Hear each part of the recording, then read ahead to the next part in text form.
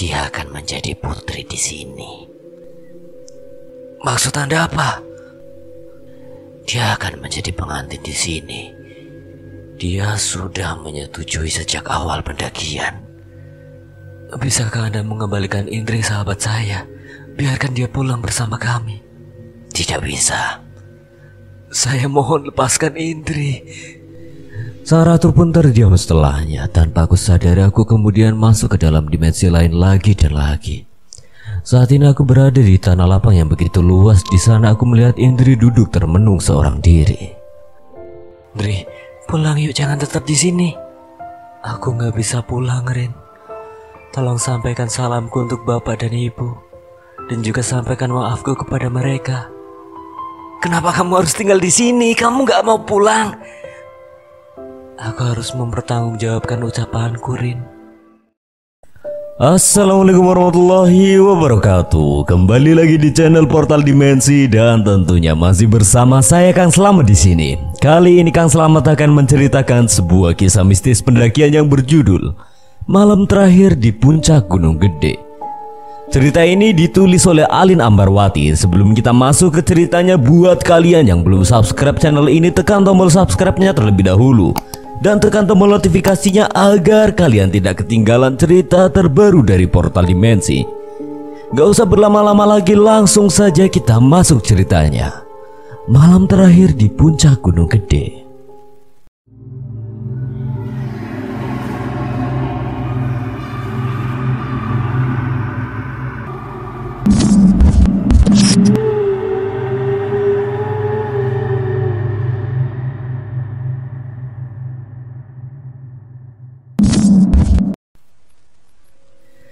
Ririn, biasa orang memanggil namaku yang teramat sederhana. Kehidupan di pegunungan adalah kehidupan yang kunikmati setiap hari. Tinggal sedari kecil di pelataran Gunung Gede tak membuatku menyesal. Malah aku merasa sangat beruntung karena tak perlu merasakan kebisingan perkotaan. Melakukan pendakian ke gunung-gunung yang tak jauh dari rumah menjadi kebahagiaan tersendiri bagiku. Namun anehnya aku belum pernah sekalipun mendaki ke Gunung Gede. Sebab aku selalu tertarik mendaki ke tempat-tempat yang jauh dibandingkan harus di pelataran rumah sendiri. Liburan semester telah tiba. Itu tandanya aku memiliki banyak waktu luang untuk menyalurkan hobi mendakiku. Aku pun berinisiatif untuk mengajak beberapa teman sepermainanku untuk melakukan pendakian bersama. Guys, daki yuk, ucapku mengajak 3 temanku yang saat itu berada di tongkrongan tak jauh dari rumah. Kemana? Tanya salah seorang temanku yang bernama Oji. Terserah kalian aja, aku ngikut. Gimana kalau ke Gede? Kan deket tuh, ucap Tony. Ya masa ke Gede sih, deket banget dong. Kamu belum pernah kan mendaki ke Gede? Ya belum sih, soalnya deket banget. Maka dari itu sekali-kalilah ke Gede, ucap temanku yang bernama Heru. Aku pun mencoba merenungkan perkataan ketiga temanku tersebut. Memang sih dari dulu aku belum pernah sekalipun melakukan pendakian ke Gunung Gede. Mungkin ini saatnya aku naik ke Gunung Gede. Kalau bukan sekarang, kapan lagi kan? Boleh deh, tapi aku ajak temen satu lagi ya, cewek, buat temen kemana-mana. Semisal aku mau buang air kecil atau yang lainnya. Iya, ajak aja sesukamu. Aku pun kemudian menghubungi salah seorang sahabat dekatku di kelas. Dia bernama Indri. Rumahnya pun tak jauh dari rumahku. Namun jika dia mau, maka ini pertama kalinya dia melakukan pendakian. Aku pun menelponnya untuk menanyakan kesediaan Indri. Indri, aku mau daki nih sama anak-anak rumah. Ikutan yuk, aku cewek sendiri soalnya. Kapan emangnya? Kamis besok, kan kebetulan sekarang lagi libur semester. Aku harus izin ibu dulu, apalagi kan aku gak pernah mendaki ke gunung-gunung itu. Nanti aku bantu buat ibu kamu mau ngasih izin. Daki kemana emang? Ke Gede yang deket aja, jangan jauh-jauh biar gak perlu keluar uang banyak. Oke deh, sore nanti kamu ke rumah ya buat bilang ke ibu. Siap, sore nanti aku ke rumah.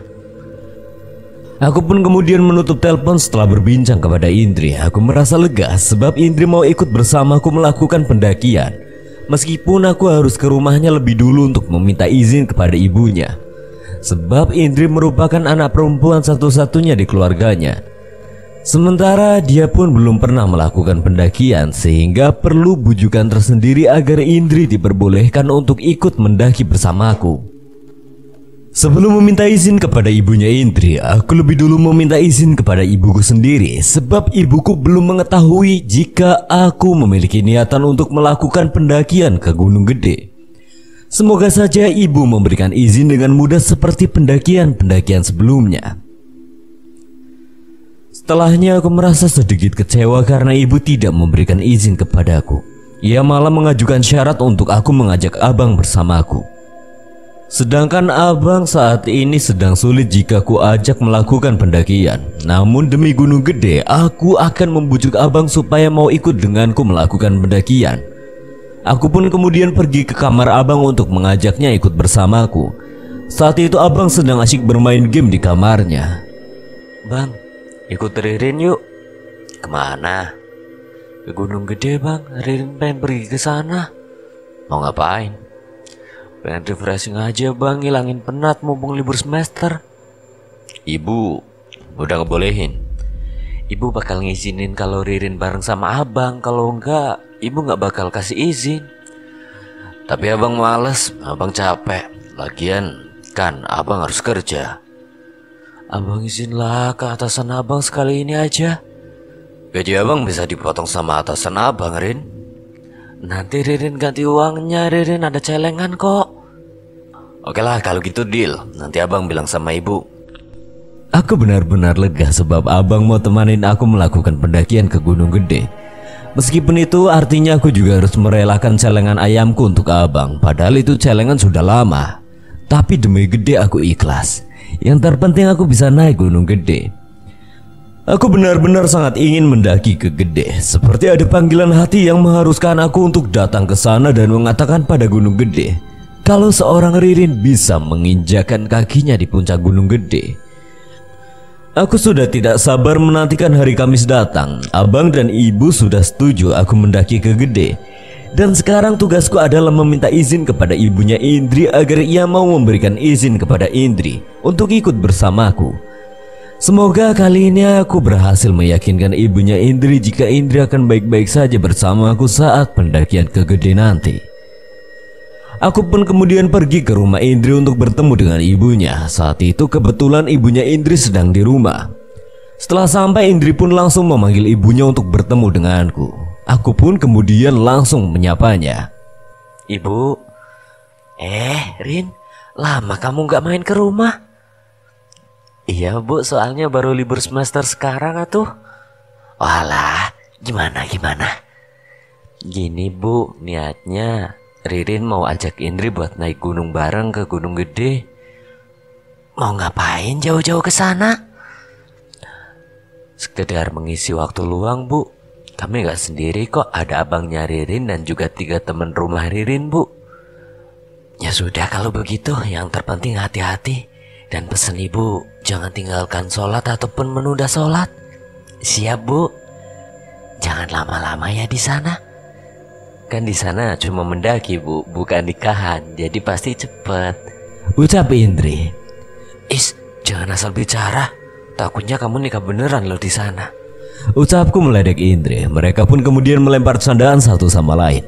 Sebagai bentuk kegembiraan karena ibunya Indri langsung memberikan izin kepada Indri untuk melakukan pendakian bersama tanpa harus menjelaskan dengan panjang kepadanya.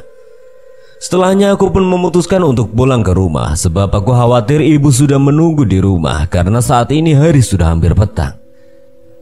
Keesokan harinya, tepatnya di hari Kamis, hari di mana pendakian akan dilaksanakan, kami memutuskan melakukan pendakian saat sore hari. Aku dan teman-teman lain pun jauh lebih santai dibandingkan dengan pendaki-pendaki lain. Sebab kita tidak perlu menempuh jarak panjang untuk sampai di pelataran jalur pendakian, karena kita tinggal di sekitarnya. Sebelum melakukan pendakian saat pagi hari, aku dan beberapa teman yang lain pun berinisiatif untuk berbelanja logistik yang akan dibawa ke puncak Gede, seperti minuman, roti, mie instan, dan barang keperluan lainnya. Kami semua sudah sepakat bahwa niatnya akan berkumpul di rumahku sebelum melakukan pendakian, untuk memastikan bahwa barang-barang yang dibutuhkan untuk pendakian sudah siap untuk dibawa semua naik ke puncak Gunung Gede. Semua anggota membawa keril masing-masing, sementara aku dan Indri hanya membawa ransel kecil yang di dalamnya hanya berisi perlengkapan pribadi milik kita. Logistik dan keperluan lain dibawa oleh teman-temanku yang laki-laki. Aku merasa beruntung karena bisa melakukan pendakian bersama teman-teman yang begitu luar biasa dan memiliki empati yang patut untuk dibanggakan olehku. Aku sudah tidak sabar untuk sampai di puncak Gede. Bukan hanya aku, teman-teman yang lain pun sudah tidak sabar untuk segera melakukan pendakian. Mereka pun memutuskan untuk datang lebih dulu ke rumahku, padahal pendakian baru akan mulai naik saat pada asar nanti. Jalur pendakian yang kami pilih tentunya jalur pendakian yang paling dekat dengan kediaman kami, yaitu pendakian Gunung Gede via Putri. Kini jam sudah menunjukkan pukul 3 sore. Indri, Oji, Tony, dan Heru pun sudah berada di rumahku. Sementara abangku masih tertidur pulas di kamarku, padahal dia sudah janji akan membersamai pendakian kami. Aku pun kemudian langsung bergegas menuju ke kamarnya untuk membangunkan abangku. Bang, udah jam 3 sore nih, teman-teman udah nunggu di depan. Katanya mau temenin Ririn mendaki. Ibu ngizinin Ririn kalau sama abang. Iya, abang mandi dulu. Ya udah cepetan ya bang, anak-anak udah nunggu di depan. Aku sedikit kesal dengan sikap abang yang bertele-tele, padahal teman-temanku sudah sangat semangat untuk pendakian ini. Karena tidak enak hati, aku pun meminta maaf kepada keempat temanku. Mereka pun tidak mempersoalkan hal tersebut.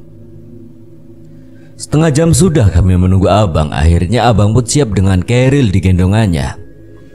Yuk berangkat, keburu sore, biar kita bisa sampai di pos 1 pas maghrib. Kami pun berjalan kaki menuju pos pendaftaran. Sebagai warga lokal, kami tidak perlu membayar biaya pendaftaran. Akan tetapi kami diharuskan untuk mencatat data diri kami sebagai data pos. Perjalanan pendakian Gunung Gede pun dimulai. Sebelum mendaki, abangku lebih dulu menceritakan hal-hal menyeramkan di Gunung Gede. Di sini banyak pendaki yang tewas loh. Kalian nanti jangan neko-neko, atau kalau tidak, pendakian ini akan jadi malam terakhir buat kalian. Abang mah bukannya cerita hal-hal menyenangkan, malah cerita hal-hal begitu. Jangan bikin Ririn takut dong. Abang kan bicara fakta, Rin, makanya harus hati-hati. Melihat aku yang kesal dengan sikap abang, dia malah tertawa geli dengan sikapku. Aku sangat yakin jika abang hanya ingin menakut-nakutiku saja. Dia tak benar-benar berbicara hal begitu. Aku tahu persis bagaimana jahilnya abang itu.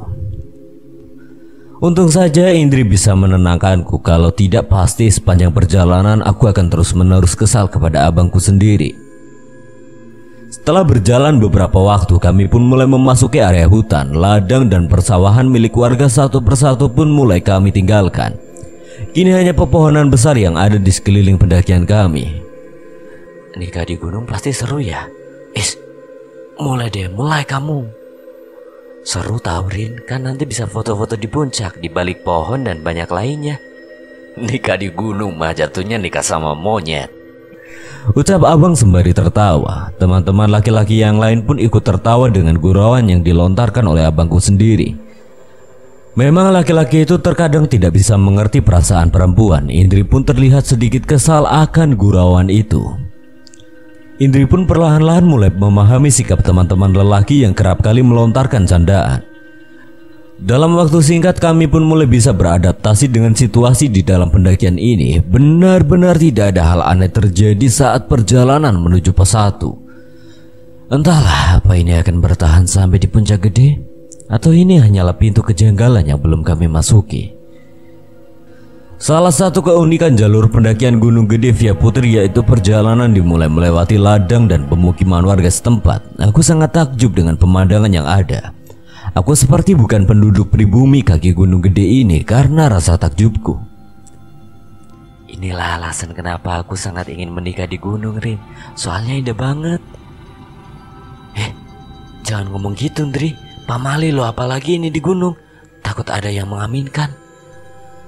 Setelah aku mengatakan hal seperti itu, tiba-tiba saja terdengar petir yang cukup keras. Padahal saat itu langit sangat cerah. Kami semua pun merasa kaget. Alam seperti mendengar perbincangan antara aku dan juga Indri. Saat kami sedang berbincang, abangku pun menegur kami berdua yang sedari tadi berbisik-bisik tidak jelas. Jangan bercanda berlebihan ya. Ingat, ini bukan wilayah kita sendiri. Iya bang, maaf. Kami pun kemudian melanjutkan perjalanan menuju Legok Lenca. Saat dalam perjalanan tiba-tiba saja ada seorang kakek-kakek datang menghampiri kami. Namun anehnya di mata Indri, kakek-kakek tersebut terlihat seperti seorang pemuda yang begitu tampan. Kakek tersebut kemudian mendekat ke arah kami. Teman-teman yang lain pun menyapa beliau dengan sapaan santun. Punten kek, ada apa? Pulanglah sebelum terlambat. Apanya yang terlambat kek? Pulang saja. Di sisi lain Indri merasa aneh saat teman-teman yang lain memanggilnya kakek, sebab di matanya sosok itu adalah sosok pemuda tampan. Kok kalian manggil dia kakek? Dia kan masih muda, tampan pula. Jelas-jelas dia kakek-kakek, Indri dari mana mudanya? Tanyaku sedikit kesal. Tiba-tiba saja sang kakek mendekat ke arah Indri sembari membisikkan suatu kalimat. Kamu akan mendapatkan impianmu di sini. Apa itu menikah sama AA ya? Tunggu saja waktunya tiba. Indri benar-benar dibuat melayang oleh sikap dan perkataannya. Padahal apa yang diucapkannya penuh dengan teka-teki yang tidak mudah untuk dipecahkan. Setelah sedikit berbincang dengan Indri, sosok kakek-kakek tersebut kemudian berjalan dengan sangat cepat hingga membuat kami semua merasa kebingungan. Aku benar-benar dibuat bingung oleh sikap Indri. Bisa-bisanya sosok kakek-kakek yang mendekat ke arah kami dibilang tampan dan masih muda. Kami benar-benar tidak habis pikir dengan pernyataan yang dilontarkan oleh Indri. Dia benar-benar masih muda, terlepas dari kalian mau percaya atau tidak. Iya, percaya Indri. Aku mencoba untuk mengiyakan apa yang diucapkan oleh Indri. Aku tidak ingin hal buruk terjadi apalagi kepada dia. Kami pun terus melanjutkan perjalanan untuk sampai di tempat yang aku dan teman-teman lainnya tuju. Di sepanjang jalan aku merasakan ada sesuatu yang membersamai perjalanan kami berenam. Entah itu hanya perasaanku saja atau suatu hal buruk benar-benar terus mengikuti kami. Aku sendiri memiliki kepekaan terhadap hal-hal gaib yang berada di sekitarku. Maka tak heran kadang sikapku aneh. Makanya tak banyak orang yang mau berteman denganku. Aku merasa beruntung karena memiliki Indri di hidupku. Dia yang selalu percaya dengan omonganku dan tidak menjauhiku karena kepekaan terhadap makhluk gaib yang kumiliki. Ia malah terus-menerus menemaniku. Aku pun kemudian mulai mencari-cari sekeliling hingga aku pun menemukan ada sesosok kuntilanak di siang bolong seperti sekarang ini yang terus mengawasi kami. Namun tujuan pandangannya lebih fokus kepada Indri. Hal apa ya yang akan terjadi? Tanya aku di sepanjang jalan. Aku mencoba memberitahukan kepada abangku, namun dia sepertinya sadar dengan apa yang aku ucapkan. Aku tidak dulu memberitahukannya kepada Indri, sebab aku sangat-sangat menjaga perasaannya. Jangan dibicarakan di sini. Abang tahu apa yang mau kamu obrolkan dengan abang. Memangnya tentang apa? Tentang pendakian ini kan pasti. Iya bang. Sudah, nanti aja pasti di rumah. Takut malam ini adalah malam terakhir kita semua. Teman-temanku yang lain pun mulai kepo, begitupun dengan Indri. Dia merasa bahwa aku dan abang sedang membicarakannya. Terlihat dari pergerakan antara aku dengan abang yang tidak biasa. Meskipun ada beberapa gangguan yang datang, aku masih bisa bersikap tenang, sebab tidak ada perbedaan karakter yang ditunjukkan oleh Indri. Selama dia baik-baik saja, maka tidak ada yang perlu dikhawatirkan. Setelah lama berjalan, kami pun akhirnya sampai di Legok Lenca yang ditandai dengan sebuah gapura bertuliskan Taman Nasional Gede Pangrango. Di lokasi tersebut terdapat gazebo sederhana untuk sekedar beristirahat sebelum melanjutkan pos berikutnya, yaitu Buntut Lutung. Untuk menuju ke sana kami membutuhkan waktu sekitar 1,5 jam. Kami pun memutuskan untuk beristirahat lebih dulu di pos tersebut. Masing-masing temanku mengeluarkan bekal logistik yang kami bawa. Kami pun mulai meminum dan memakan bekal tersebut. Saat sedang menyantap makanan dan minuman yang kami bawa, tiba-tiba saja Indri menangis. Aku sendiri bingung kenapa dia tiba-tiba menangis. Indri semakin bersikap aneh. Dia terus menatap ke arah di mana anak kecil yang dilihatnya berdiri, tanpa berkedip atau apapun itu. Menurut penuturan Indri, anak kecil tersebut berwajah pucat dan terus-menerus menangis. Indri terus berkata bahwa anak tersebut sangat kasihan, namun tak ada satupun orang yang menyaksikan kehadiran anak kecil tersebut. Aku mencoba menenangkan Indri sebab dari tadi wajahnya terus musam karena sosok anak kecil yang menangis memandanginya. Aku memang tidak melihatnya secara langsung sosok anak kecil yang Indri ceritakan, akan tetapi aku merasakan hawa yang tidak baik di tempat kami beristirahat. Tapi aku tidak melihat sosok anak kecil tersebut. Tiba-tiba saja abangku mendekat ke arahku. Dia memberitahukan kepadaku bahwa ada sesuatu yang janggal dari diri Indri. Rin, awasi Indri terus, sebab abang merasa ada sesuatu di diri Indri. Iya bang, Ririn akan awasi terus Indri. Tidak biasanya abang mengatakan hal demikian kepadaku, hanya di momen-momen tertentu saja yang menurutnya benar-benar urgent. Dari situ aku bisa menyimpulkan bahwa sesuatu yang melekat di diri Indri ada yang benar-benar janggal. Aku pun mulai flashback ke belakang, dari mulai Indri yang selalu mengatakan bahwa ia ingin menikah di gunung. Ia yang melihat sosok pemuda di diri kakek-kakek, sosok kuntilanak yang terus-menerus memandangi Indri, dan sekarang sosok anak kecil yang menangis di hadapan Indri, hingga membuat ia benar-benar iba. Kejadian demi kejadian tersebut seperti saling berkaitan satu sama lain, akan tetapi apa maksud dari runtutan kejadian itu? Aku harus segera menemukan alasan di baliknya. Sebab aku tidak ingin kejadian buruk menimpa sahabatku Indri. Aku pun kemudian menanyakan kepada Indri beberapa hal yang mungkin bisa menjadi pemicu munculnya kejadian-kejadian aneh dalam perjalanan pendakian ini yang belum lama dimulai. Perlahan-lahan dia mulai menghiraukan pandangan dia ke sosok anak kecil yang terus menangis melihatnya. Aku ingin Indri tidak fokus ke hal-hal yang menurutku begitu janggal. Kamu bawa sesuatu yang aneh gak? Aku takut Indri membawa barang perlindungan semacam kodam atau lainnya, sebab aku khawatir jika dia membawa benda-benda tersebut penghuni Gunung Gede menjadi tidak terima, sehingga kejadian janggal yang sedari tadi menimpa kita berdatangan silih berganti. Maksud kamu jimat? Ya semacamnya. Enggak dong Rin, kan kamu tahu sendiri ayah ibuku sangat-sangat agamis, jadi gak mungkin aku punya simpanan kayak gitu. Benar juga ya. Maaf ya, aku banyak tanya. Memangnya kenapa Rin? Gak ada apa-apa sih Indri, aku cuma mau memastikan saja. Sepertinya teman-teman yang lain mendengar ucapanku. Abang, Oji, Tony, dan Heru, mereka pun kemudian mulai menimbrung di tengah-tengah obrolanku dengan Indri. Terlebih lagi saat itu kami masih beristirahat di pos-pos awal. Untung saja abangku cepat dalam memotong obrolan, jadi pembicaraan ini tidak berujung panjang. Aku tidak ingin semua teman-teman yang lain tahu tentang kejanggalan-kejanggalan yang terjadi. Cukup aku dan abang saja yang tahu tentang hal-hal ini sembari mencoba mencari jalan keluar. Aku berharap kejanggalan ini berhenti sampai di pos pertama ini. Aku berharap di pos-pos selanjutnya sampai puncak nanti jangan ada hal-hal aneh lagi. Perjalanan menuju pos selanjutnya pun dilanjutkan setelah aku mencoba menenangkan Indri dan mencoba mengalihkan perhatiannya dengan beberapa pertanyaan. Akhirnya dia tidak lagi berfokus dengan apa yang dia lihat. Kami berjalan berurutan, abangku di yang paling depan sebagai leader, kemudian dilanjutkan dengan Heru, Indri, aku, Tony, dan yang paling ujung sebagai sweeper si Oji. Abangku sebagai leader meminta kami semua untuk terus fokus kepada pendakian. Boleh berbincang atau saling bercanda, namun harus wajarnya saja. Hal itu dilakukan abang untuk mencegah hal-hal aneh terjadi pada kami di dalam pendakian ini. Perjalanan menuju pos selanjutnya ini cukup berat. Medan yang dilalui pun tidak semudah medan sebelumnya. Banyak ranting pohon yang bisa saja membuat kami terjatuh jika kami tidak hati-hati. Tiba-tiba saja kejadian janggal kembali menghampiri Indri. Dia tiba-tiba saja berbincang ngelantur. Kalau hujan pasti seru ya Rin. Kita bisa hujan-hujanan.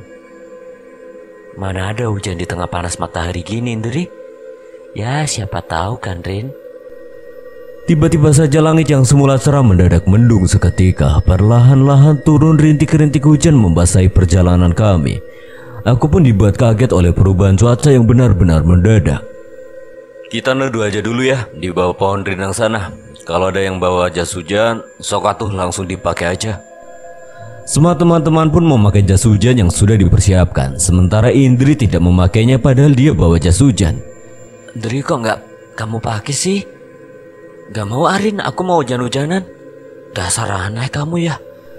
Indri pun hanya tersenyum mendengar ucapanku. Setelah semua teman-teman telah selesai memakai jas hujan, kami pun memilih untuk melanjutkan perjalanan tanpa menunggu hujan reda, sebab kami takut akan terjebak lama di jalur ini. Teman-teman yang lain pun nampak heran dengan Indri. Dia benar-benar tidak mengindahkan perkataan abangku selaku leader. Dia merasa bahwa tubuhnya akan terus kuat, padahal saat ini kita sedang melakukan pendakian ke gunung yang pastinya akan mudah terserang sakit, terlebih lagi saat hujan turun seperti sekarang ini. Kami pun berjalan sangat hati-hati sebab kami tidak ingin salah dalam berpijak. Jalanan yang licin dan kabut yang sudah mulai turun membuat kami benar-benar harus berhati-hati. Salah langkah sedikit maka kami bisa saja terjatuh ataupun tergelincir. Jarak pandang kami mulai menipis, namun di tengah-tengah kabut yang menyelimuti perjalanan kami, aku seperti melihat sosok perempuan cantik dengan mahkota di kepalanya terus berjalan di samping kanan dan kiri Indri. Aku melihatnya dengan jelas sebab aku berada tepat di belakang Indri. Mereka seperti dayang-dayang yang akan mengantarkan seorang pengantin atau putri menuju singgasananya. Namun aku berusaha untuk positive thinking. Mungkin saja itu hanyalah buah imajinasiku. Apalagi saat ini pandanganku sedang buruk karena tertutup kabut. Aku berharap tidak ada siapa-siapa di samping kanan dan kiri Indri. Kami pun terus berjalan dan aku berusaha sebisa mungkin untuk tidak mengindahkan pemandangan yang ada di depan mataku. Hujan pun turun semakin deras dan kabut pun semakin tebal. Jarak pandang kini benar-benar sangat sulit untuk dijangkau. Akan tetapi bayangan dua perempuan cantik di depanku terus saja jelas terlihat. Bahkan semakin lama aku memandangi mereka, mereka semakin sadar akan pandangan yang kupusatkan. Saat mereka melirik ke arahku, aku mendadak diam tanpa bisa bicara ataupun bergerak. Mereka benar-benar menatapku dengan tatapan yang sangat tajam. Aku pun seakan terbius dalam tatapan mereka. Teman-teman yang ada di belakangku pun mencoba untuk menegurku yang terus diam di tempat. Rin, ayo jalan, jangan berhenti di tengah jalan. Jalannya sangat licin loh, ucap Tony. Aku benar-benar sampai tidak mendengar ucapan Tony karena terbius oleh tatapan mereka. Hingga akhirnya Tony pun menepuk pundakku. Setelah Tony menepuk pundakku, bayangan dua orang tersebut pun tidak terlihat lagi. Aku pun kemudian berjalan lebih cepat untuk menyusul ketertinggalanku dengan Indri dan yang lainnya. Indri pun mengetahui bahwa aku tertinggal. Kenapa Rin? Kok kayaknya tadi kamu berhenti? Gak apa-apa kok, gak apa-apa. Ayo lanjut. Oh ya udah, ayo lanjut. Kami pun terus berjalan menyusuri jalur pendakian. Aku rasa sebentar lagi kami sampai di pos yang sudah kami tuju. Akan tetapi saat dalam perjalanan tiba-tiba saja Indri tergelincir dan terjatuh di jalur pendakian. Kami semua pun kaget sebab ia terjatuh sangat tiba-tiba, seperti ada sesuatu yang menghalangi langkahnya. Aku pun membantu Indri yang saat itu tergelincir. Abang dan teman-temanku pun berhenti juga untuk membantu Indri dan memastikan kondisinya. Aku dan abangku pun membantu menopang tubuh Indri yang tidak bisa berdiri. Sementara Oji dan yang lain pun bergegas menuju tanah lapang tersebut untuk membangun tenda darurat. Setelah selesai dibangun, Indri pun langsung masuk ke dalam tenda tersebut dan menyelonjorkan kakinya. Aku mencoba mengurut kaki Indri yang terkilir dengan minyak oles yang kubawa. Kaki Indri sudah mulai memar, bahkan membiru. Nampaknya kaki Indri benar-benar kesakitan. Aku pun mencoba mengurutnya dengan perlahan. Indri, tahan ya. Mungkin akan sedikit sakit. Ya Rin, sakit banget. Gimana ceritanya kamu bisa jatuh gitu? Bukannya perasaan tadi tidak ada akar pohon di jalur yang baru aja kita lewati? Aku sendiri bingung bang, kenapa bisa jatuh? Aku kan sedikit melamun karena dingin. Lalu kakiku seperti ada yang menahannya untuk melangkah gitu. Aneh, lalu siapa yang menahan kaki Indri? Ucap abangku lirih. Aku pun tidak begitu fokus dengan apa yang dibicarakan oleh abang, sebab fokusku saat ini adalah kaki Indri dan kesembuhannya. Kami tidak mungkin bisa melanjutkan perjalanan jika kondisi Indri masih demikian. Selepas aku mengurut kaki Indri, aku pun kemudian memintanya untuk beristirahat sejenak. Setelahnya abangku tiba-tiba saja memintaku untuk berbincang sejenak. Saat itu hujan sudah mulai reda. Aku dan abang pun kemudian kembali ke tenda darurat. Saat itu semua anak-anak sedang beristirahat sembari menemani Indri yang terlihat masih kesakitan. Kami berdua pun kemudian menanyakan kepada semua anggota apakah pendakian ini akan tetap dilanjutkan atau turun. Ini kita mau lanjutin ke atas atau mau turun? Kalau aku sih lanjut bang, udah tanggung kan? Indri gimana? Sanggup jalan atau mending turun aja? Lanjut aja bang, aku pengen ngerasain puncak gunung gede. Tapi kaki kamu? Bentar lagi juga sembuh bang, lagian kan sudah diurut sama Ririn tadi. Oke, kalau gitu kita istirahat 15 menit, setelah itu kita lanjut perjalanan ya. Teman-teman yang lain pun setuju dengan rencana abangku. Aku harap tidak ada kejadian buruk lagi setelah ini, dan hujan juga tidak lagi turun saat kami dalam perjalanan menuju puncak. Setelah selesai mengemasi tenda dan barang-barang pribadi, kami pun melanjutkan perjalanan menuju Buntut Lutung yang sebentar lagi akan kita jamah. Setelah menempuh perjalanan sekitar setengah jam, kami pun akhirnya sampai di sana. Kami memutuskan untuk tidak berhenti sebab dari tadi sudah terlalu sering beristirahat. Kami ingin menghemat waktu supaya lekas sampai di Surya Kencana. Namun sebelum itu aku memastikan lagi kondisi Indri. Aku benar-benar bersyukur Indri pulih dengan begitu cepat meskipun belum sembuh secara sempurna. Namun setidaknya dia sudah mampu mengikuti langkah kami dan tidak terjadi hal buruk terhadap dirinya. Aku terus-menerus mengawasi Indri untuk memastikan bahwa dia baik-baik saja sepanjang perjalanan ini. Kami berjalan dengan perlahan menuju Surya Kencana. Saat ini jam menunjukkan pukul 3 sore. Kami harus sudah sampai di Surya Kencana pukul 5 sore. Sebab kami semua ingin menyaksikan keindahan sunset di Surya Kencana. Menurut penuturan banyak orang, Surya Kencana adalah surganya Gunung Gede. Di sana tumbuh begitu banyak bunga edelweiss dan tanah lapang yang begitu indah, sehingga tidak heran jika tempat itu kerap kali menjadi tempat camp para pendaki Gunung Gede. Selama perjalanan, aku melihat sikap Indri mulai berubah. Indri yang ceria kini berubah menjadi Indri yang benar-benar pendiam. Bahkan perubahan tersebut pun bukan hanya aku saja yang sadar, melainkan teman-teman yang lain pun menyadari bahwa sikap Indri berubah total. Indri, kamu gak apa-apa? Kok tumben diam banget? Gak Korin, aku cuma sedikit lelah. Kalau kamu ngerasa kurang fit atau lainnya, bilang, jangan cuma diem. Iya bang. Abangku meskipun memiliki sikap yang dingin, namun sejatinya dia memiliki kepekaan yang luar biasa, sehingga dia akan sadar jika ada hal yang berbeda ataupun berubah dari anggotanya saat sedang dalam pendakian. Gerimis hujan pun mulai membasahi kembali perjalanan kami. Kali ini kami tidak berhenti sebab gerimis tidak begitu besar. Akan tetapi siapa sangka gerimis yang turun menjadi salah satu sebab terjadinya hal buruk di dalam pendakian. Tiba-tiba saja Indri mengeluh rasa dingin yang begitu hebat di tubuhnya. Aku benar-benar khawatir mungkin saja rasa sakit di kakinya membuat tubuhnya menggigil. Hal yang paling aku takutkan yaitu Indri mengalami hipotermia. Sebab di kondisi Indri yang melemah dan cuaca yang berubah-ubah, hipotermia bisa saja datang kapan saja. Akan tetapi aku berharap ketakutanku tidak benar. Teman-teman yang lain pun berusaha untuk menghibur Indri agar dia tidak fokus terhadap rasa dinginnya, melainkan fokus ke hal lain. Sebab jika dia terus diam tanpa berkata apapun, maka rasa dingin di tubuhnya bisa saja terus menggerogotinya. Di tengah perjalanan ucapan Indri mulai mengelantur. Tiba-tiba saja dia berkata bahwa dia ingin segera pulang dan menikah di gunung. Aku tidak menaruh curiga sedikit pun dengan kondisi Indri. Di sisi lain dia terus membicarakan hal-hal yang benar-benar absurd. Rin, di Surya Kencana nanti aku akan menikah. Menikah dengan siapa? Menikah dengan dia, Rin. Ya sudah, yang penting kamu harus lekas sehat. Aku berusaha untuk tidak menentang perkataan Indri yang tidak masuk di akal. Aku berusaha untuk menjaga perasaan Indri. Sementara kami terus berjalan menuju Surya Kencana, namun Indri terus saja berbicara hal-hal yang tidak masuk akal. Namun aku melihat raut bahagia di tiap cerita yang Indri lontarkan, sehingga aku tidak begitu menentangnya. Di sisi lain aku lupa bahwa sikap yang ditunjukkan oleh Indri mengarah ke gejala hipotermia.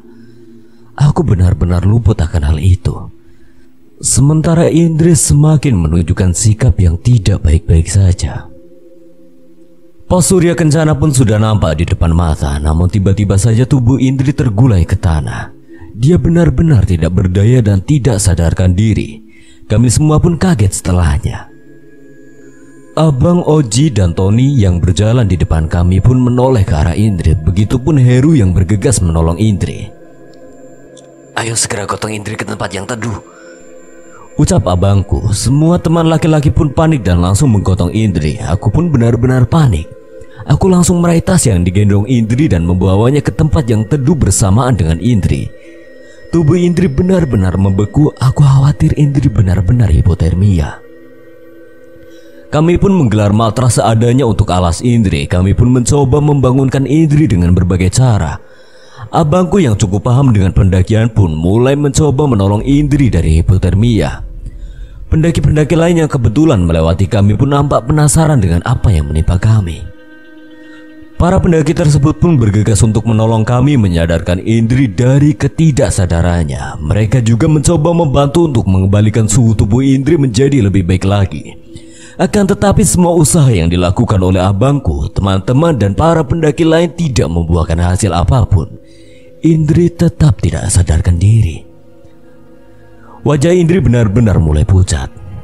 Semua jaket yang dipakai kami pun dilepas untuk menyelimuti tubuh Indri. Hingga akhirnya setelah beberapa waktu berlalu, Indri pun membuka matanya. Namun hal aneh benar-benar terjadi. Aku melihat tatapan mata Indri seperti bukan sosok dirinya. Seperti ada sosok lain yang sedang menguasai tubuh Indri. Setelah membuka matanya, Indri tiba-tiba saja mengamuk. Pergi kalian semua. Indri, sadar Indri. Indri pun membuang semua jaket yang menempel di tubuhnya. Ia pun kemudian berlari dengan begitu kencang menuju surya kencana yang jaraknya tidak begitu jauh dari tempatnya jatuh pingsan. Kami pun bergegas untuk mengejar Indri. Saat sampai di surya kencana, tiba-tiba saja Indri duduk dan menatap bunga Edelweiss. Dia pun kemudian menatap bunga itu dengan perasaan bahagia. Hal tersebut nampak dari senyumnya yang merekah yang diperlihatkannya. Aku berusaha untuk menghampirinya. Aku berusaha untuk mengajaknya berbicara. Dan aku pun duduk tepat di sampingnya meskipun aku sadar bahwa sosok Indri yang saat ini berada di sampingku bukanlah Indri yang ku kenal.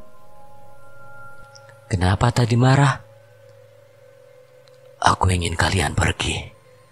Kenapa? Kami kan teman-teman kamu, Indri. Semua temanku sudah mati dan aku akan menikah di sini. Sebenarnya kamu siapa? Aku Indri. Kamu jangan ngelabuin saya ya. Saya tahu kamu bukan Indri. Sosok yang merasuki tubuh Indri pun tertawa setelah aku mengatakan hal tersebut. Tak lama setelahnya abangku pun menghampiri kami. Abang yang memiliki kelebihan sama sepertiku pun tahu bahwa Indri yang saat ini bersama kami bukanlah Indri yang kami kenal. Meskipun raga dia benar-benar raga Indri, kejanggalan apa lagi yang harus kami hadapi? Padahal kami benar-benar sudah menjaga tata krama selama pendakian ini. Namun kejadian buruk terus saja menghampiri kami dan kejadian Indri inilah titik puncak yang harus kami lewati. Kini kami benar-benar di surya kencana, tempat terindah di Gunung Gede, tempat di mana semua pendaki memilih untuk melakukan camp, dan tempat di mana kita bisa menikmati keindahan hamparan Edelweiss tanpa sekat. Akan tetapi, kami saat ini berada di surya kencana dengan perasaan khawatir tak menentu. Padahal sebelumnya kami sudah merencanakan akan bermalam di surya kencana, menikmati sunset, menyeduh teh hangat dan mie instan bersamaan. Namun, rencana tinggallah rencana. Fokus kita saat ini yaitu kesadaran dan kesembuhan Indri. Abangku selaku leader dalam pendakian ini pun meminta Oji dan Heru untuk membuat tenda sebagai tempat untuk menyadarkan Indri. Sementara Tony dan Abang juga aku masih mencoba untuk menyadarkan Indri yang saat ini dikuasai oleh makhluk lain. Indri terus mengamuk di surya kencana, bahkan ia tak segan untuk menghampiri tiap tenda yang ada di sana untuk meminta semua pendaki pergi dari gunung ini. Ia selalu berkata ia akan menggelar pesta pernikahan di surya kencana dan ia tidak ingin ada siapapun yang membersamai pesta pernikahannya. Sebab ia sudah memiliki teman lain yang menurutnya lebih baik dari kita semua. Kalian semua harus pergi dari tempat ini sekarang. Ucap Indri sembari menampakkan amarahnya. Semua orang pun keluar dari tenda masing-masing dan mulai menghampiri kami karena keanehan yang dilakukan oleh Indri. Semua pendaki kebingungan dengan hal yang saat ini terjadi. Bahkan tak sedikit dari mereka yang merasa takut dan khawatir dengan sikap buruk yang ditunjukkan oleh Indri. Ada apa nih bang? Teman saya kerasukan bang. Ini ada teman saya yang bisa ngobatin kerasukan bang. Nanti saya panggilkan sebentar. Terima kasih ya bang. Sementara pendaki tersebut memanggil temannya, aku, Abang, dan Tony pun terus-menerus mencoba untuk menyadarkan Indri. Aku terus berusaha untuk mendekap Indri agar dia tidak mengganggu pendaki lain dan tidak terus-menerus berteriak-teriak tak jelas. Indri pun terdiam setelahnya, amarahnya pun berubah menjadi sebuah tangisan. Raut wajahnya pun mendadak layu meskipun aku dan abangku memiliki kepekaan terhadap hal gaib. Namun kami berdua sama sekali tidak mampu untuk menyembuhkan persoalan seperti ini yang saat ini terjadi pada Indri. Indri pun terus menangis, bahkan ia tiba-tiba saja memelukku dan membisikkan kalimat yang membuatku terenyuh. Rin, aku takut. Indri, kamu benar-benar Indri. Aku merasa bahwa tangisan itu benar-benar keluar dari jiwa Indri, bukan dari jiwa makhluk lain yang merasuk ke dalam tubuh Indri. Aku takut sendirian di sini, Rin. Mereka terus memintaku untuk tinggal. Mereka siapa? Bilang, Indri, biar aku dan yang lain bantu kamu. Indri pun kemudian menatapku dengan tatapan yang tajam. Tanpa sadar aku pun masuk ke dalam dimensinya. Di dalam dimensi itu aku melihat Indri sedang menangis di sebuah tempat yang begitu indah. Banyak mawar putih yang menghiasi tempat itu. Indri berdandan dengan begitu cantik, gaun putih yang membalut tubuhnya pun menjadikannya menjadi gadis tercantik yang baru saja aku lihat. Aku mencoba menghampirinya, namun sebelum aku sampai di depan Indri, ada seorang laki-laki tampan yang lebih dulu menghampiri Indri. Kejadian yang aku lihat benar-benar seperti sebuah pesta pernikahan di atas gunung dengan balutan mawar putih di setiap sudutnya. Di dalam dimensi itu Indri menatapku dengan tatapan yang sama seperti saat dia mengatakan bahwa dia sangat takut. Dia berbisik kepadaku meskipun saat itu jarak kami begitu jauh, namun anehnya suaranya sangat jelas terdengar. Rin, selamatkan aku. Saat aku ingin melangkah ke arah Indri, tiba-tiba saja banyak orang yang menghalangi langkahku, hingga aku sangat sulit untuk berjalan ke arah Indri. Bahkan sosok Indri pun tak nampak di pelupuk mataku sebab tertutupi oleh banyak orang yang sedari tadi menghalangiku. Tiba-tiba saja ada cahaya putih yang datang menghampiriku dan tak mampu kuhindari. Setelahnya aku pun sudah kembali ke dimensiku sendiri. Aku melihat Indri terus menggenggam erat tanganku. Benar-benar erat, ia benar-benar meminta pertolongan. Tak berselang lama, seseorang yang mampu menyembuhkan orang kerasukan, yaitu teman dari pendaki yang menyapa kami, pun tiba dan menghampiri kami. Ia bernama Rusli, seorang laki-laki parubaya. Mohon maaf, bisa ceritakan kronologis ceritanya supaya Bapak bisa lekas membantu adik ini. Ucap Pak Rusli tersebut. Aku pun menceritakan sedari awal kejadian tersebut berasal dari mulai ucapan Indri yang tidak dijaga dan sikap Indri yang dianggap keliru. Pak Rusli pun kemudian menggelengkan kepalanya, tanda ada sesuatu yang terjadi kepada Indri. Kenapa Pak? Indri bisa sembuh kan? Sepertinya kan sangat sulit. Dia sudah sangat jauh. Tolong selamatkan Indri, Pak. Saya tidak bisa berjanji untuk hal tersebut. Aku pun terus memohon kepada Pak Rusli untuk menyelamatkan Indri. Setelahnya ia berusaha semaksimal mungkin. Akhirnya jiwa Indri pun mampu kembali menyatu dengan raganya. Nampak raut lelah ditunjukkan oleh Pak Rusli. Namun setelah ia menarik kembali jiwa Indri yang terpenjara, aku melihat Pak Rusli benar-benar kelelahan. Bapak baik-baik aja kan? Jangan pedulikan saya. Kamu harus perhatikan baik-baik dia, sebab dia tidak akan bertahan lama. Maksud Bapak? Jaga dia baik-baik. Setelahnya Pak Rusli pun kembali ke rombongannya. Sementara Indri pun terlelap setelah menunjukkan perubahan baik pada dirinya tersebut. Kami semua bersyukur akhirnya kami memiliki waktu yang cukup untuk beristirahat. Saat itu malam mulai menyapa kami semua. Malam di Surya Kencana benar-benar dingin.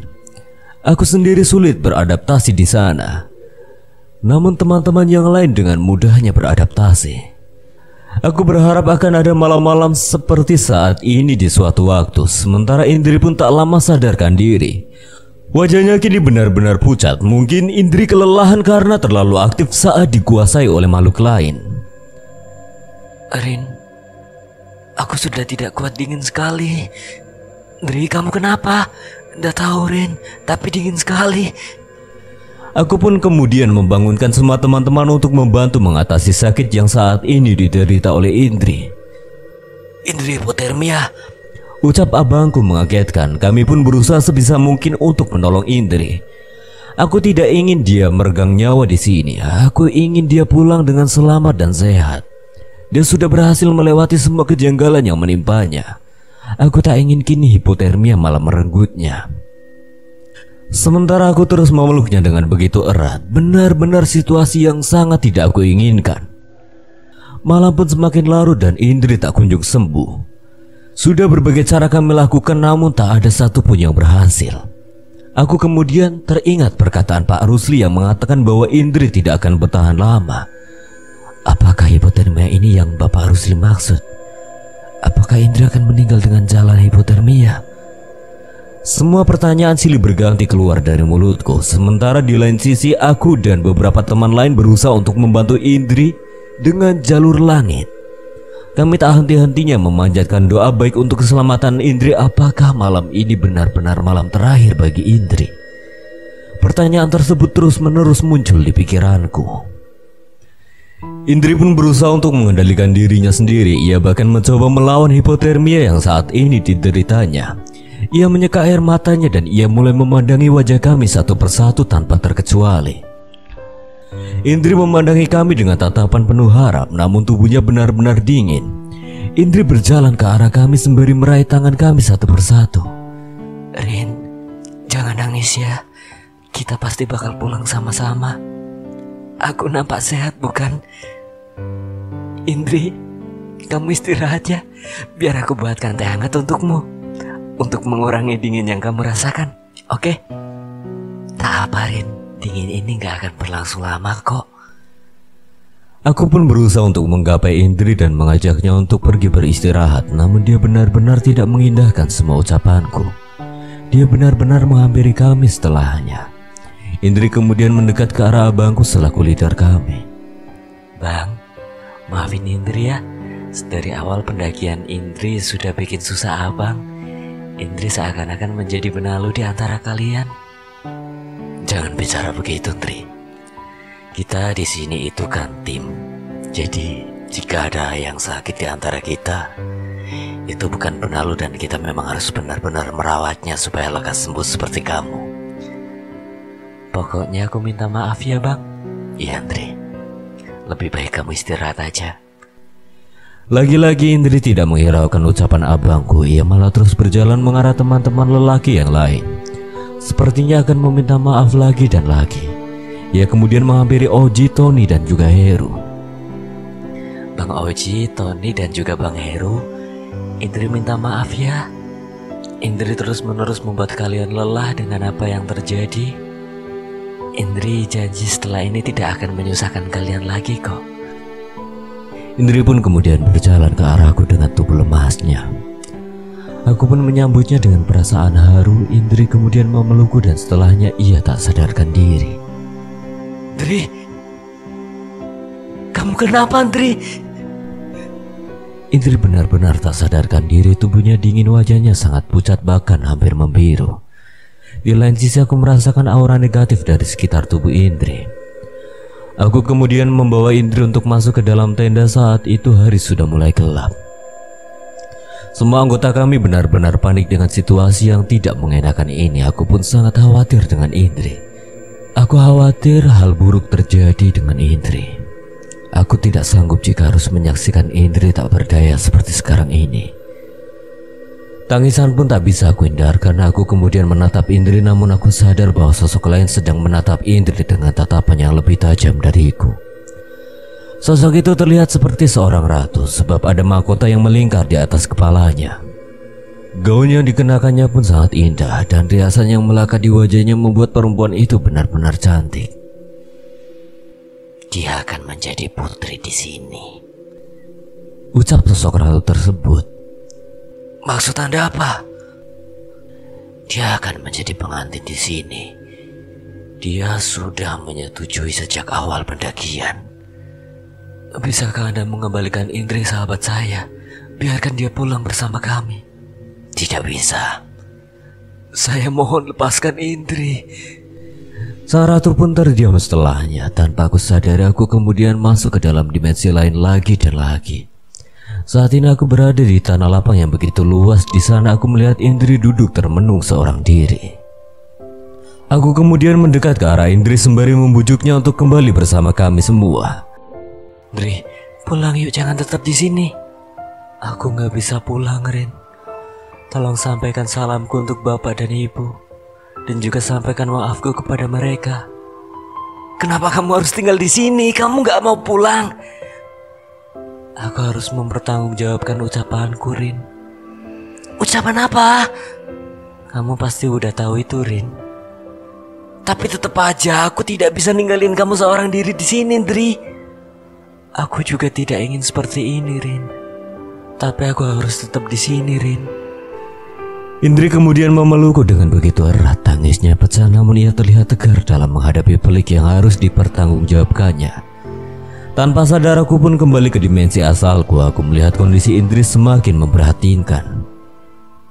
Abangku pun kemudian mengajak Oji, Tony, dan Heru untuk berdiskusi guna menentukan jalan keluar terbaik persoalan ini. Benar-benar tidak bisa dituntaskan dengan gegabah, harus dipikirkan dengan pikiran yang benar-benar matang. Setelah berdiskusi dan mendapatkan kesepakatan terbaik di antara kami pun kemudian mulai memaksimalkan kesembuhan Indri. Kami membalut tubuh Indri dengan sleeping bag yang kami bawa. Kami juga membuatkan air hangat untuk menghangatkan tubuh Indri. Namun Indri tak kunjung sadarkan diri sementara tubuhnya masih benar-benar dingin. Kami semua terjaga dalam merawat Indri, bahkan untuk sekedar memejamkan mata pun kami tidak bisa. Akhirnya aku pun menyarankan untuk terlelap secara bergantian agar tenaga yang kami miliki dapat digunakan untuk turun gunung nantinya. Aku tidak ingin karena persoalan ini semua anggota tim jatuh sakit. Tangisanku benar-benar tak kunjung usai. Indri adalah satu-satunya sahabatku dan aku tidak ingin berpisah dengan dia dengan cara seperti ini. Terlebih lagi dia mendaki karena ajakanku. Aku masih terus berusaha untuk membangunkan Indri, sementara Heru dan Tony sudah terlelap di tenda yang lain. Abangku dan Oji memilih untuk menjagaku dan Indri dari depan tenda sembari menenangkan pikiran mereka. Aku mencoba mengecek denyut nadi Indri. Meskipun sangat lemas, namun denyut nadinya masih ada. Aku selalu berdoa semoga dia tetap baik-baik saja. Saat ini sudah berapa jam berlalu karena kami merasa kelelahan. Kami pun tidak sadar bahwa kami tertidur saat menjaga Indri. Kami tertidur dalam posisi duduk. Di dalam lelapku aku mendengar bisikan yang begitu lirih. Suara itu sangat mirip dengan suara Indri. Rin, malam ini malam terakhirku. Aku pun terbangun dari lelapku sementara Indri masih dalam ketidaksadaran. Aku benar-benar bingung. Jika Indri belum sadarkan diri, maka siapa yang sudah membisikkan kalimat itu? Aku terus bertanya-tanya dengan diriku sendiri. Aku mencoba keluar dan melihat keluar tenda. Aku hanya melihat Abang dan Oji sedang tertidur sambil duduk. Aku juga melihat raut lelah dari keduanya. Itu artinya tidak ada siapa-siapa saat ini selain kami. Lalu suara siapa yang baru saja membisikkan kalimat tersebut? Tiba-tiba saja saat aku berada di luar tenda yang ditempati oleh Indri bergoyang-goyang tanpa arah seperti ada sosok yang menggoyangkannya. Aku benar-benar kaget dan berjalan menjauh. Aku mencoba membangunkan Oji dan abangku lebih dulu. Karena mendengar suaraku, mereka pun akhirnya bangun dari lelapnya. Sama sepertiku, mereka pun kaget saat mendapati tenda yang ditempati Indri sudah mulai bergoyang-goyang. Saat itu suasana di Surya Kencana benar-benar sepi. Hanya tersisa rombongan kami saja. Pendaki lain kebetulan sudah turun lebih dulu dan ada juga yang naik ke puncak. Heru dan Tony pun terbangun saat mendengar teriakanku. Mereka pun juga panik dengan apa yang menimpa kami. Aku mencoba mengecek tenda Indri, namun aku tidak melihat siapapun di dalam tenda Indri. Hanya Indri seorang diri yang berada di sana. Namun anehnya, tenda tersebut saat dilihat dari luar goyang-goyang, entah apa yang membuat tenda tersebut seperti itu. Saat ini tengah malam pun sudah berlalu. Suasana sepi benar-benar terasa di Surya Kencana. Sementara Indri masih tetap dengan kondisi yang sama. Indri, bangun yuk, pulang ayo. Ucapku sembari memeluk tubuh Indri yang sangat dingin. Tangisanku benar-benar pecah di pelukan Indri. Aku terus-menerus memikirkan kelanjutan hidup Indri yang aku sendiri tidak tahu akan seperti apa. Pikiranku benar-benar kacau. Aku tidak bisa berpikiran jernih. Yang aku pikirkan saat ini adalah keselamatan Indri. Tidak ada yang lain. Bahkan rasa lelah yang aku rasakan pun tidak sempat aku pedulikan. Aku terus menangis di sepanjang waktu. Abangku pun kemudian keluar dari tenda Indri dan mencoba mencari sinyal guna menghubungi Ranger Gede. Karena jika kami turun tanpa peralatan keselamatannya lengkap, takutnya kejadian buruk malah akan datang dan memperburuk kejadian yang sudah cukup memprihatinkan. Sementara abangku mencari sinyal untuk menghubungi Ranger Gede, teman-teman yang lain pun terus menemani aku dan mencoba terus menenangkanku. Mereka semua juga merasa sedih. Namun semua usaha sudah kami lakukan untuk menyembuhkan Indri, meskipun hasilnya masih tetap nihil. Di sisi lain, abang pun ternyata berhasil menghubungi Ranger dan tak lama lagi mereka akan datang dengan peralatan keselamatan yang bisa digunakan untuk membawa Indri turun dari Surya Kencana ini. Sembari menunggu Ranger Gede tiba di Surya Kencana, kami semua pun memilih untuk menunggu dengan menghabiskan logistik yang kami bawa. Terlebih lagi Kamis dari tadi belum mengisi perut kami yang kosong. Meskipun perasaan kami sedang campur aduk, namun aku berusaha untuk tetap tenang dan tetap menyantap makanan yang sudah disediakan untuk sekedar mengisi tenaga. Setelah lama menunggu, akhirnya Ranger pun tiba dan bergegas untuk menolong Indri. Ranger lebih dulu melakukan pertolongan pertama dan kemudian bergegas untuk membawa Indri tanpa menanyakan kronologis kejadian yang terjadi. Hal tersebut dikarenakan kondisi Indri sudah semakin memburuk sehingga tidak ada waktu lagi untuk melakukan interogasi atau lain sebagainya. Kami pun berkemas dan kemudian mengikuti mereka tepat di belakangnya. Kami saling menguatkan satu sama lain. Aku pun panik dengan keselamatan Indri. Perjalanan menuruni Gunung Gede terasa sangat panjang. Hal tersebut dikarenakan pikiran kami yang semakin kacau. Tak berselang lama dan setelah melakukan perjalanan yang begitu panjang, akhirnya kami pun sampai di base camp pendakian. Di sana kondisi Indri semakin menurun, bahkan ia sempat kejang-kejang dan susah bernafas. Pihak Ranger pun membawa Indri ke pusat pengobatan terdekat. Aku selalu membersamainya. Sesampainya di sana, dokter mengatakan bahwa kondisi Indri benar-benar sudah sulit untuk diselamatkan. Namun sang dokter tetap berusaha semaksimal mungkin. Tangisanku benar-benar pecah saat sang dokter mengatakan bahwa Indri tidak bisa lagi diselamatkan. Hatiku benar-benar hancur. Aku memeluk Indri dengan begitu erat, memandanginya sembari mengucapkan permintaan maaf tanpa henti. Di sisi lain aku juga bingung harus bilang apa ke ibunya Indri. Semenjak itu hidupku benar-benar kacau. Pendakian gede menyisakan bahwa luka dalam diriku dan membuatku benar-benar trauma untuk melakukan pendakian lagi. Sekian, terima kasih buat Alin Ambarwati yang telah mengizinkan saya membawakan ceritanya. Apabila ada kesalahan atau kekurangan, Kang Slamet memohon maaf sebesar-besarnya. Akhir kata, Kang Slamet pamit undur diri. Wassalamualaikum warahmatullahi wabarakatuh. Sampai berjumpa lagi.